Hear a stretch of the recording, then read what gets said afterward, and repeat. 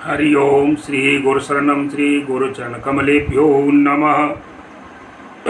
सज्जनों, देखिए संस्कृति का उद्भव कैसे हुआ, आज मेरा प्रसंग है आप लोगों के प्रति, जिसको मैं साझा कर रहा हूँ कि संस्कृति का उद्भव किससे हुआ है और पत्थर में से पन्ना कब बन जाता है। पत्थर है एक सामान्य रूप से, और वो पन्ने का पन्ना बन जाता है। जैसे मोती होता है, हीरा होता है, ऐसे पन्ना अनमोल रत्न होते हैं। तो पत्थर से पन्ना कैसे बन जाता है और उसको बनाने वाला कौन है कि पत्थर से पन्ना का निर्माण करना।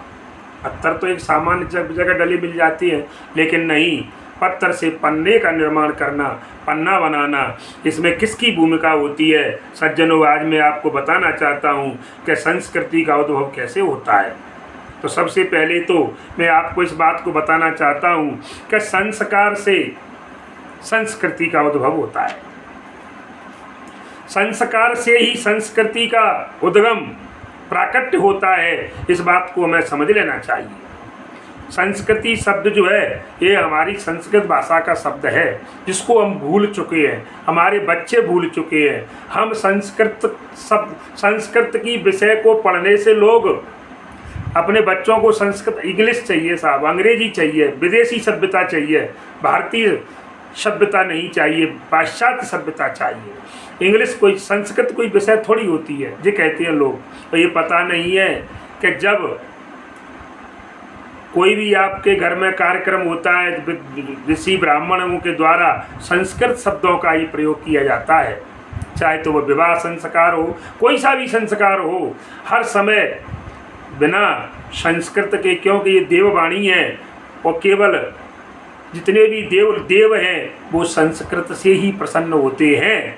इसलिए सज्जनों, संस्कृति शब्द ये संस्कृत भाषा का मैं बताऊं आपको, और इसकी व्युत्पत्ति का कब बताऊं ना मैं, व्याकरण की, एक व्याकरण का जो ढंग है, तो व्याकरण में किस प्रकार से इसकी उत्पत्ति होती है, तो मैं आपको एक एक शब्द बताने जा रहा हूं। संस्कृति, इसमें सम उपसर्ग है, सम, संस्कृति में सम उपसर्ग है। तो सम का मतलब होता है महाराज संवारना। जैसे हम हमारे बाल इधर उधर हो रहे हैं तो हम उनको सही कंघी से करें तो इसको संवारें। तो सम का अर्थ संवारना होता है। और कृति, इस कृति का मतलब होता है हम जो कुछ भी कार्य करते हैं। तो कहने का मतलब सब माने संवारना और कृति माने जो करते, अर्थात किसी भी वस्तु हो या कोई भी कर्म हो या कोई भी व्यक्ति हो, इनको जो संवारने के लिए जो क्रिया की जाती है, महाराज समझ लीजिए, ध्यान रखिए, या कृति को संवारने की जो क्रिया है, जो प्रक्रिया है, उसको हम संस्कृति कहते हैं। कृति को संवारने के लिए जो प्रक्रिया की जाती है उसे संस्कृति कहती है। अब संवारेंगे कैसे, मैं बताऊंगा आपको विधिवत पूरा। और संस्कार, संस्कृति, अब संस्कार वाली बात आती है। तो संस्कार शब्द भी, ये भी संस्कृत का ही है, इसमें भी सम उपसर्ग है और महाराज क्रय धातु है और इसमें घ्य प्रत्यय है। तो ये तीन शब्दों से मिलकर के बना है, सम, क्रय और घ्य। इनके जो है जाकर के, तब जाकर के और संस्कृत शब्द का निर्माण हुआ है।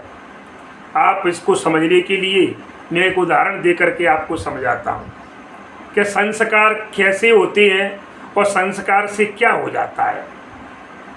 मान लीजिए सज्जनों, कोई एक सज्जन है, व्यक्ति है जो खेती करते हैं।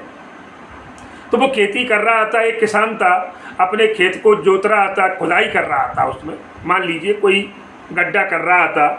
तो लिख रहे हैं कि उनको जमीन को खोदते खोदते एक हरे रंग का पत्थर उसे मिल गया। जरा ध्यान दीजिए, आपका कथा में हरा पत्थर मिल गया। वो पत्थर उसको बहुत बढ़िया लगा, क्योंकि हरे कलर का था पत्थर, हरे कलर के बहुत कम मिलते हैं, बड़ा सुंदर भी लगा। उसको लेकर के वो पत्थर को जौहरी के पास चला गया, क्योंकि पहचान तो वही करेगा जौहरी क्या है। उसने कहा, जौहरी ने उसको देखा और देख करके कहा भैया पत्थर अच्छा है, एक काम करो तुम इसके 20 रुपये ले जाओ हमसे। तो गरीब किसान, और 20 रुपये की कीमत थी साहब, उस समय के 20 रुपये आज के जो है 20,000 हैं। तो किसान तो खुश हो गया कि अरे राम राम 20 रुपये। तो किसान ने कहा ठीक है 20 रुपये ले लिए। और सज्जनों, उस पत्थर को उस जौहरी ने लिया, उसको साफ किया, उसकी मिट्टी को हटाया, धोया, और धो करके उसको फिर जो है इसकी घिसाई वगैरह उसको सुडौल किया और उसको पॉलिश की। उस पर पॉलिश करने के बाद उसको चमका दिया और फिर उसका आभूषण बना दिया। क्यों? जौहरी था, सुनार जौहरी कहें तो वो तो उस अपने कर्म के उसने उसको, देखिए वो अभी बताई मैंने उसको आपको कि सम माने समारना, कृति माने क्रिया। तो किसान के पास वो क्रिया नहीं थी, तो उसने जो है उसको समारा, साफ किया, धोया, फिर उसमें क्रिया की, उसकी घिसाई की, छिलाई की, फिर उस पर जो है पॉलिश की, चमकाया और उसमें से फिर नग बना दिया महाराज। तो इस प्रकार से, और आभूषणों में फिर आपके आभूषणों में धारण करने के, चाहे अंगूठी हो चाहे कहीं भी हो, किसी प्रकार से उसको जो है। और पहले वो सब पत्थर की कीमत 20 रुपये थी जब वो किसान के हाथ में था, और लेकिन अब उसी 20 रुपये के जो पत्थर था वो पन्ना में बदल गया। पत्थर की शक्ल में से हट करके पन्ने की शक्ल में बदल गया, और अब उसकी 20 रुपये नहीं, 20,000 नहीं महाराज, अब उसकी कीमत लाखों में पहुंच गई। जब उसको बेचा गया तो 2-4 लाख रुपए उसके प्राप्त हुए। तो बस कहने का मतलब है, इसको कहा जाता है संस्कार। संस्कार की बड़ी सुंदर परिभाषा है। संस्कार इसे कहते हैं महाराज। ये बात मैंने भी अपने बड़े बुजुर्गों, गुरुजनों से इस बात को सुना, जो मैंने आपको जौहरी की बात सुनाई। तो सज्जनों, संस्कार शब्द का हिंदी अर्थ मैंने बताया आपको, संवरना होता है, संवारना। जैसे हम बगीचा लगाते हैं, पेड़ पौधे लगाते हैं, तो उनकी शाखाएं उधर उधर उल्टी सीधी बढ़ जाती हैं। तो सज्जनों क्या करती हैं, जो बेडौल जो शाखाएं होती हैं उनको कटर की सहायता से उनकी छटाई की जाती है, और छटाई करके हम उनको एक सी कर देते हैं, तो देखने में कितनी सुंदर। तो ये है संवारना, इसको कहते हैं संवारना। उनमें फूल पत्ते ठीक से आने लग जाते हैं और खाद दे देते हैं, और उसके फल जो है स्वाद न होते तो उसका स्वाद बनाने का भी प्रयास, अगर उनमें कि उनके फलों में अगर स्वाद नहीं भी आ रहा है, तो आजकल ऐसी ऐसी वैज्ञानिक विधियाँ हैं कि उनके द्वारा हम उनमें उसके टेस्ट को भी बदल सकते हैं। ये सब क्या है? ये पौधे का संस्कार है। पौधे में कुछ नहीं था, पौधा गोल आकृति में या झुकी हुई आकृति में बनाया जाता है। पौधा जैसा है, पौधा तो अपने स्वभाव से जैसा होता है वैसे ही होता है, लेकिन उसमें परिवर्तन करना ये किसान का या उस कारीगर का काम होता है, कि उसको कैसी आकृति देनी है वो अपने ऊपर निर्भर करती है। तो बस यही सज्जनों आप समझ लीजिए। तो कहने का मतलब है, अब हमारे जितने भी शास्त्र बताए गए हैं उनमें जैसे गीता शास्त्र है, ये सब हमारे जीवन का संस्कार करने के लिए ही है। भगवान श्री कृष्ण के द्वारा अर्जुन को जो गीता जी का उपदेश दिया गया है, यहाँ तक देखिए जितने भी उपनिषद हैं महाराज, और अविद्या निवृत्ति के द्वारा हमारे ज्ञान का संस्कार करते हैं। और यही संस्कार गुणाधान नहीं है, केवल दोषापनयन ही होता है। अविद्या रूपी जो दोष है उसकी निवृत्ति ही ज्ञान की सिद्धता है। हमारे अंदर अविद्या रूपी जो अंधकार है उसको दूर करने के लिए, उसकी निवृत्ति कहते हैं दूर करने के लिए, और ज्ञान जरूरी है। जब अंधकार छाता है सुबह, तो सूर्य के उदय होने पर अंधकार नष्ट हो जाता है। तो ज्ञान में से अज्ञान निकल जाना ही यही मनुष्य की सिद्धि है। जैसे ज्ञान और अज्ञान दोनों निवास करती है मनुष्य के मस्तिष्क में, लेकिन अज्ञान को निकाल देना और ज्ञान की प्राप्ति करना ये उसकी सिद्धि है। तो संस्कार के लिए महाराज अलग अलग तरह के लोगों का अलग अलग मत बताया गया है, और वेदों को पढ़ने वाले जो वेदांती लोग हैं वो इस बात पर जोर देते हैं कि केवल ज्ञान का संस्कार कर लिया जाए। योगी लोग इस बात पर ज़्यादा जोर देते हैं कि विक्षेप को मिटा दिया जाए। उपासक लोग किस बात को कहते हैं, उपासना करने वाले कि इस बात पर ज़्यादा जोर देते हैं कि वासनाओं को मिटा दिया जाए। जो उपासक होते हैं सच्चे, वो कहते हैं वासनाओं को मिटा दो तो अज्ञान दूर हो जाएगा। और मैंने बताया आपको वेदांती लोग कहते हैं कि केवल ज्ञान का संस्कार कर लिया जाए तो अज्ञान दूर हो जाएगा। और योगी कहते हैं कि विक्षेप को मिटा दिया जाए। सबके विचार अलग अलग हैं। और धार्मिक लोग क्या कहते हैं, चौथी बात, धार्मिक लोग कहते हैं सज्जनों कि हमारे जीवन में जो दुष्चरित्रता है, जो खराब चरित्र हैं, हमारे आचरण जो खराब हैं, उनको मिटा दो, अज्ञान दूर हो जाएगा। 4 बातें बताई, 4 बातें बड़ी ही जीवन में महत्वपूर्ण बातें हैं सज्जनों। इन चारों बातों को आप समझ लो। यदि साधन क्रम का निश्चय करना हो तो साधन का क्रम यही है कि नीचे से ऊपर की ओर ले जाए। चाहे तो वो द्रव्य शुद्धि, चाहे भोग की शुद्धि, चाहे क्रिया की शुद्धि हो या फिर वाणी की शुद्धि हो। महाराज, जो हमारे धर्म में जो धन आता है ना, हम जो पैसा कमाते हैं, द्रव्य कमाते हैं, तो हमें ये विचार करना चाहिए कि हम किस कार्य के द्वारा पैसा जो कमा के ला रहे हैं, जो पैसा हम ला रहे हैं, उस पैसे में गंदगी नहीं होनी चाहिए, शुद्धता होनी चाहिए। अर्थात किसी को सताकर, किसी को डराकर, किसी को धमकाकर, किसी के हक का खाकर, किसी के गले को काट कर हमें धन ला करके उसको जो है अपने प्रयोग में या फिर किसी भोजन भंडारे में नहीं लगाना चाहिए। सज्जनों, हम जो अपनी इंद्रियों के द्वारा सुख भोग करें वो शुद्ध होना चाहिए।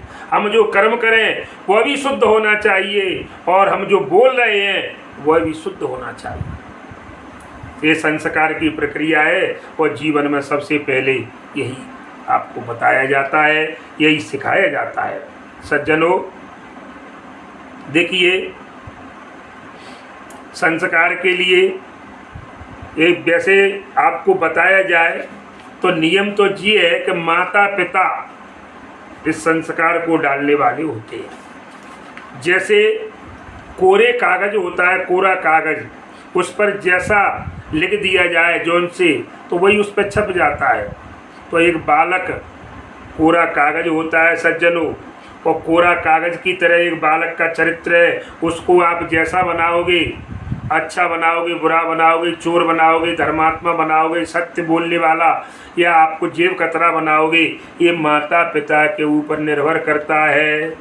अब देखिए, जिसके माता पिता जैसा बच्चे के अंदर जो है और बीज बो देंगे ना, उसी प्रकार से जो है महाराज और बच्चा हो जाएगा। इसलिए सबसे ज़्यादा महत्वपूर्ण इसमें यदि कोई है तो बच्चे को संस्कार देना, ये माता पिता का धर्म बताया गया है। माता पिता यदि चाहें तो अपने बच्चे को वहाँ तक पहुँचा सकते हैं जहाँ तक उनकी सोच भी नहीं होगी, वहाँ तक पहुँचा सकते हैं। इसलिए देखिए, ये संसार है केवल पदार्थों का नहीं होता महाराज, मनुष्यों का भी है। ध्यान दीजिए, ये केवल पदार्थों का नहीं है कि संसार में कई प्रकार के पदार्थ पाए जाते हैं। इसमें ये देखिए मनुष्यों का भी है। देखिए, मनु महाराज ने एक बात बताई है, सुनिए आप, कि मनुष्य में अनेक प्रकार के विकार होती है। ऐसा नहीं है कि आप मनुष्य के अंदर सभी अच्छाइयाँ पाई जाएं, नहीं। ऐसा मनु महाराज ने लिखा है कि कुछ पुरानी परंपरा से जो आती है ना, जो लोग, कुछ जैसे नाना नानी, कुछ दादा दादी से, कुछ माता पिता से।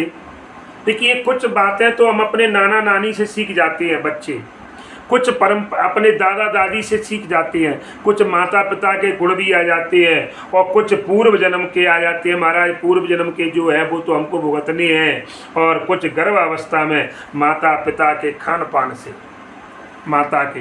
देखिए, गर्भावस्था में जब बालक आता है तो माता को चाहिए शुद्ध सात्विक भोजन करे, ज़्यादा तीखा, ज़्यादा नमक मिर्ची का तेज और गलिष्ठ मांस, मच्छी, शराब इनका सेवन न करें, क्योंकि गर्भ में जो बालक है उसके ऊपर भी वही लक्षण पैदा हो जाएंगे। फिर जन्म लेने के बाद भी वो भी बालक जो है उसी प्रकार का खाना पीना करेगा जैसा आप माता ने किया था गर्भ के समय। इसलिए संग से साथ से ही मनुष्य का जीवन बनता है महाराज, संग साध। इसलिए हमें अपने बच्चों को जब से गर्भाधान संस्कार से लेकर के और जब तक जितने भी संस्कार हैं उनमें हमें उनका साथ देना चाहिए, उन्हें अच्छे रास्ते पर ले जाना चाहिए। पर प्रणाली क्या कहती है कि विकार चाहे पूर्व जन्म के आए हों, चाहे नाना नानी के आए हों, चाहे खराबियाँ वे दादा दादी की हों या माँ बाप से आए हों, और इनको दूर करने के लिए केवल एक ही उपाय है, वो है धार्मिक संस्कार। यदि मान लीजिए कोई खराबी बच्चे के अंदर दादा दादी के गुण आ जाए, नाना नानी के आ जाएं, या किसी और अन्य प्रकार से कोई गुण आ जाते हैं, तो कहते हैं कि भेजिकम गार्भिकम चैनो द्विजानाम मृज्यते, कि संस्कार के द्वारा ही जो बीज हैं, जो पहले बोध चुके हैं, जिनके द्वारा बीज का अंकुरण फूट गया है, तो बीजगत और गर्भगत, जो गर्भ के अंदर जो बीज थे उनका निवारण किया जा सकता है। तो मनुस्मृति में संस्कार के 3 स्वरूप बताए सज्जनों। मनुस्मृति में संस्कार के 3 बताए हैं, 3 रूप होते हैं संस्कार के। एक होता है दोषापनयन संस्कार, वे संस्कार 16 अलग हैं, ये मनुस्मृति की बात चल रही है। एक होता है गुणाधान और तीसरा होता है हीनांग पूर्ति। देखिए सज्जनों, हीनांग पूर्ति ये जो है 3 मनुस्मृति में बताए गए 3 संस्कार। कहने का मतलब है कि अपने जीवन में जो दोष हैं उनको दूर करने के लिए, जो गुण नहीं है उनको लाने के लिए, और जिस चीज़ की कमी है उसको पूरा करने के लिए, ये हमारी प्रत्येक क्रिया के साथ जुड़े रहती है। ये 3 बताए मैंने, दोषापनयन, गुणाधान और हीनांग पूर्ति। माने जिनकी कमी है उनकी पूर्ति करना, माने जो जिस चीज़ की कमी है उसको पूरा करना, जिसे कहेंगे हीनांग पूर्ति। और गुणाधान, गुणों का आधान, जो गुण नहीं है उनको लाया जाए, जो गुण नहीं है उनको लाने के लिए। और दोषापनयन, जो दोष हमारे अंदर नहीं है, हमारे अपने जीवन में जो दोष थे और हैं उनको दूर करने के लिए। तो ये 3 दोषापनयन, गुणाधान और हीनांग पूर्ति, ये 3 बातें मैं आपको बताऊं। मनुस्मृति में ये 3 दोष बताए गए हैं, 3 इन पर हमारी प्रत्येक क्रिया के साथ जुड़े हैं। इसलिए हमारे जीवन से दोषों को निकालने के लिए और गुणों को लाने के लिए और जो कमी है ना उनको पूर्ण करने के लिए केवल संस्कार ही उनकी अपेक्षा है। कमियों को दूर करना, गुणों को लाना, ये संस्कार है। संस्कार की वैसे एक पद्धति नहीं है, संसार की कई पद्धतियाँ हैं, कई प्रकार हैं। संपूर्ण विश्व में मानवता के लिए बताए संस्कार, यूरोपीय संस्कार, एशियाई संस्कार, भारतीय संस्कार, उसमें भी उत्तर भारतीय अलग से हो गया, दक्षिण भारत का अलग हो गया, और इनके अलावा युग भेद के जो संस्कार है, जाति भेद संस्कार, और ऐसे कई संस्कार हैं महाराज जिनको लोग जिनका पालन करते हैं, उनको कुछ मानते हैं। तो किसी का मतलब, कहने का मतलब है कि कोई व्यक्ति किस व्यक्ति के साथ में कौन ग्रह का संबंध जब जुड़ जाता है, जैसे ग्रह होती है ना, तो इसी प्रकार से हर व्यक्ति किसी न किसी संस्कार से जुड़ा रहता है। इस तरह हमने देख लिया कि संस्कार की अनेक पद्धतियाँ, और उसके अनुसार मनुष्य के शरीर को, उसके चरित्र को, उसकी विद्या को और उसकी बुद्धि को और उसके जीवन की प्रणाली को संवारने के लिए जो क्रियाकलाप किए जाते हैं उन सबको संस्कार और संस्कृति कहते हैं। बस अब मैं अगले प्रसंग में आपको बताऊंगा कि संस्कार के या संस्कृति के भेद कितने होते हैं इस सज्जनों। तो मैं आपको बताऊंगा कि इसके भी कई प्रकार के भेद बताए गए हैं। अब आगे के प्रसंग में इसको जो है मैं आपको अगले प्रसंग में बताऊंगा सज्जनों। आप बिल्कुल बड़ी सावधानी पूर्वक और इस चैनल को, जो गिरिराज मुदगल के नाम से चैनल है सज्जनों, उस चैनल को जो है आगे बढ़ाने में और मदद करें। जय श्री राम, जय हनुमान।